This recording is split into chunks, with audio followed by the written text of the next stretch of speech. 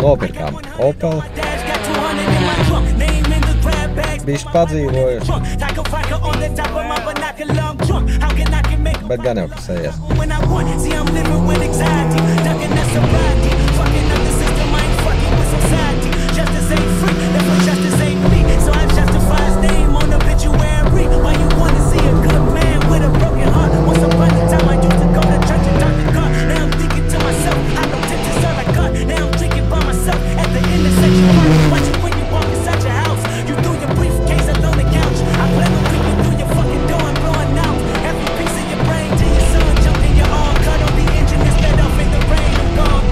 Nu ko, long story short, nedēļa apakaļ izdomāju kļūt par rallija pilotu. Skatīsimies, kā man tas izdosies. Un, kā es saku, galvenais nemīst, un tad jau būs ok.